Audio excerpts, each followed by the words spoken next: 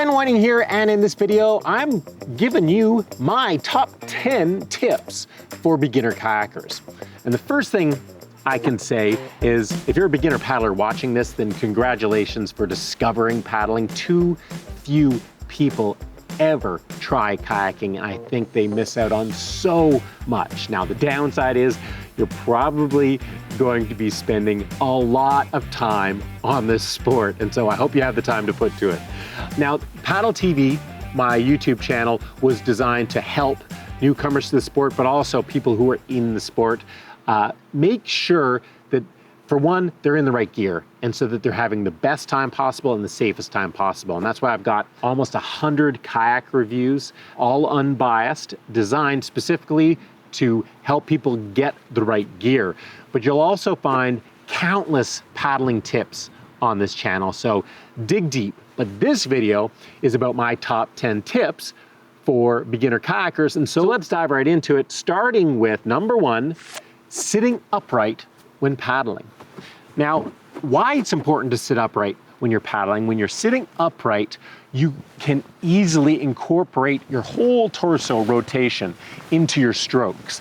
Much more efficient paddling technique. Your arms are relatively weak compared to your core, and so sitting upright lets you paddle harder and much longer. The problem is that a lot of recreational kayaks are designed with these wonderfully comfortable seats and high back seats that really, they promote lounging, kicking back. Now, if you're sitting back like this and paddling, you're just gonna be using your arms, you're gonna get tired, and you're just not going to be able to move nearly as fast through the water. It's great to kick back and chill out in these seats, but when it's time to paddle, pull them forward. It should be providing lower back support to keep you upright, and upper back support when it's time to chill out. If you're leaning back because you're finding it uncomfortable to sit forward like this, usually it's because of tight hamstrings or tight lower back. If that's a problem you're having, what you can do is choose a kayak that has an elevated seat. Now, the way that works is, if your butt is higher than your heels, you're going to be more comfortable. It's going to relieve pressure off your hamstrings and lower back. And that's because you imagine your spine is vertical. Instead of a 90-degree angle now with your legs, you're dropping that angle down, and it's a much slacker angle when your butt is higher, which is much more comfortable. Now, this leads me right into the second tip, and that is that a sit-on-top kayak, like the one I'm sitting in right now, where I'm sitting on top of the kayak, is much easier to get onto and off of than a sit-inside kayak, especially if the sit-on-top kayak has an elevated seat. And so getting into and out of a kayak can be, especially for people who aren't as mobile and active as they once were, it can be one of the biggest challenges. And so for those types, if you're one of those people, then a sit-on-top kayak with an elevated seat will make a huge difference for getting in and out of the kayak. Now, the third tip counters that. The third tip is that sit-inside kayaks where you sit inside of them, they're more fun to paddle. And when I say more fun, what I mean is that they are going to, as a general rule, be faster and glide better in the water and just feel better to paddle. And the reason for that is pretty simple. Because you're sitting lower, you're sitting inside the kayak right on the floor, your center of gravity is much lower. And so that kayak can be narrower, but still have the same stability as a wider sit-on-top kayak. A narrower kayak travels through the water much faster than a wider kayak, which is why a sit-inside kayak in general is a much faster kayak than a sit-on-top kayak, which prioritizes stability. The other great thing about sit-inside kayaks is that higher performing sit-inside kayaks like sea kayaks and touring kayaks and whitewater kayaks, they're designed to be edged, put on edge to deal with rough water. And so when I say more fun, what I mean is they can accommodate a wider variety of conditions and perform really well in those conditions. Now, the fourth tip is that if you are going to be paddling further from shore than you can comfortably swim, or going into rough water, then your kayak needs some type of flotation. Now, if you're paddling a sit-on-top kayak, the flotation is built in. The kayak floats. If you're paddling a sit-inside kayak, the flotation isn't necessarily built in.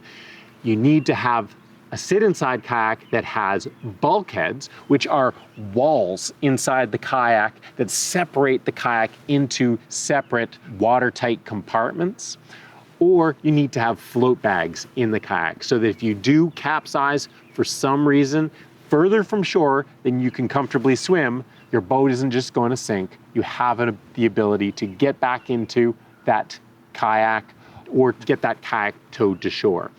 Now, the second part to that is if you're going to be traveling further from shore than you can comfortably swim, you better be confident and well practiced in getting back into your kayak from the water. If you're not, which most beginner kayakers aren't, then you really need to stay close enough to shore so that swimming to shore is always an option if things go sour. Now, number 5, well, it's to get a paddling specific PFD and wear it. Now, a paddling specific PFD, what makes it different from just off-the-shelf life jackets is there's a few things. For one thing, they tend to be shorter. So when you're sitting in a kayak, you don't have this long life jacket that's hitting you in the legs and making it almost impossible to lean forward. The second thing is that the flotation is focused lower down, which leaves your arms free to move around. Paddling life jackets also have pockets and conveniences, but they tend to be a lot more adjustable and a lot more comfortable for paddling. And one of the biggest reasons people don't wear a life jacket when they're on the water or take their life jacket off is because it's uncomfortable. And a paddling specific life jacket is designed to be comfortable while you're paddling. So there's a lot of good reasons to buy a paddling specific life jacket, but it doesn't matter if you have a paddling specific life jacket or any other life jacket. If you're not wearing the jacket, it's not doing anything for you. It's like, you got to think of a life jacket like a seatbelt in your vehicle. You're not going to need it 99.9% of the time, but that one time that you do need it, if you're not wearing it, it's a life changer. Now, the 6th tip. Well, before I get to the 6th tip, quick note to thank the sponsor of this video, and a quick note about sponsors, actually. I really do need the help of sponsors to put the amount of time that I put into creating the content freely for you guys, the gear reviews, the tips, the adventures. So sponsors play a critical role, but at the same time, sponsors will never impact my opinions for gear reviews. My opinions are my opinions alone. But the sponsor of this video is, well, the kayak I'm in right now. This is the Hurricane Kayaks Osprey 120 sit-on-top kayak. I actually just reviewed this kayak about a month ago. This is a sit-on-top kayak that it does an incredible job of marrying stability with performance. Most sit-on-top kayaks, they're designed for stability. Stability first and performance a very distant second. This kayak was designed to be a sit-on-top that's fun to paddle. It has an elevated, super comfy seat, an open floor plan, and it has an area with a deck pad up front that's designed to accommodate your furry friends. Now, the really cool thing about the Osprey 120, aside from the fact that it's fun to paddle, is the fact that it's thermoformed, which means that its manufacturing process allows it to be about 20% lighter than most other sit-on-top kayaks of a similar size. And that's a huge deal right now because sit-on-top kayaks by nature have a lot of plastic and are quite heavy, and it can be a real issue for people to transport the kayak around and get it to the water and back to their vehicle. And so at 43 pounds, this kayak really makes it easier to move around. So to learn more about the Hurricane Osprey 120 and who it's for and who it's not for, check out my full review. I'll leave a link in the description box down below. So back to it. Number 6 is hold your paddle right. And when I say that, there's 2 different ways you can hold your paddle wrong. For one, you can have the cupped face, the concave face of the blade facing away from you. That's wrong. You always want to have that cupped face facing towards the back of the boat, towards you, and then you're catching more water for every stroke you take. Even when you take a backstroke, you don't rotate the blade and push it that way. You keep it that way. You're going to use the back side of the paddle for any backstrokes that you take. Now, the other way you can hold the paddle wrong is actually holding it wrong this way. How do I know it's wrong? Well, the logo is going to be upside down. It's upside down for me on this side, and it's upside down on this side. I know it's the wrong way.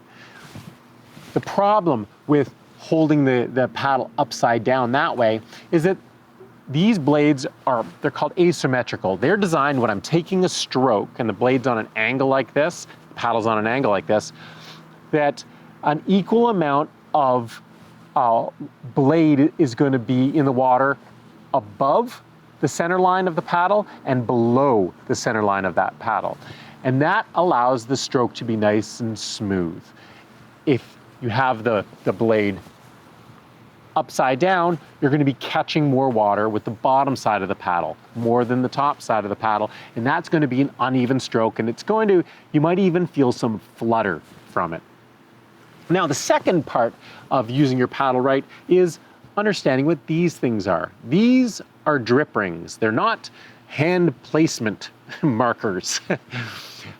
The drip ring is what it's designed to do is after I take a stroke and I go for the next stroke, all the water on this blade is going to run down the blade, hit this drip ring, and then drip off.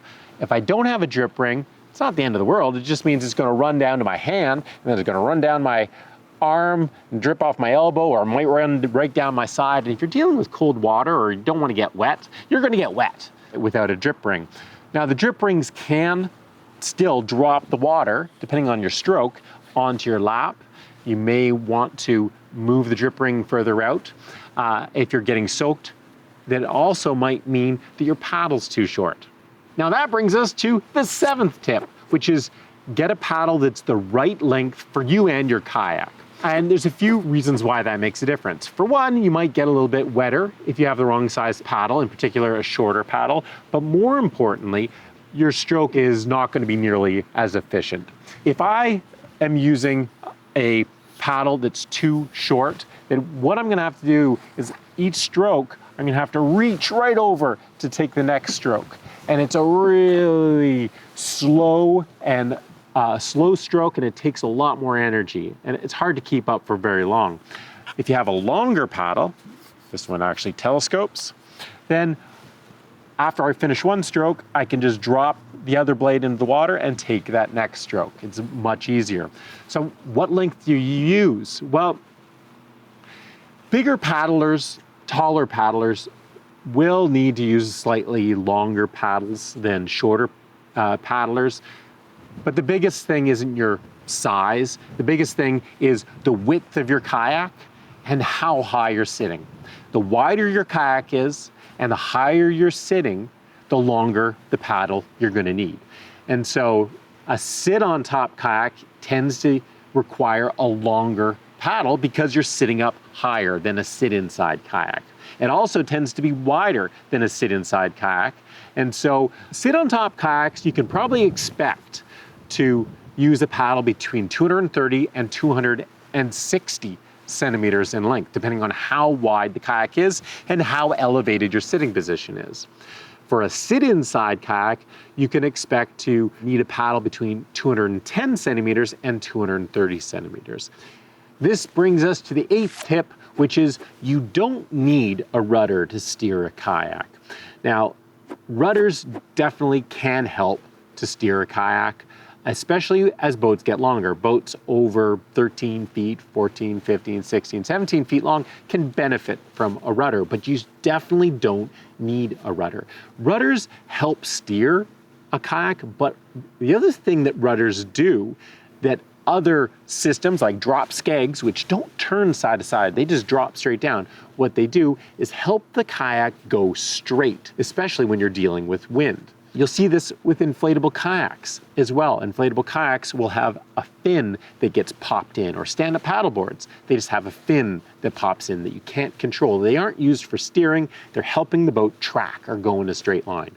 So you don't need a rudder, you don't need a skeg, you don't need a fin, you don't need any of those things, but they will help the boat track, go in a straight line.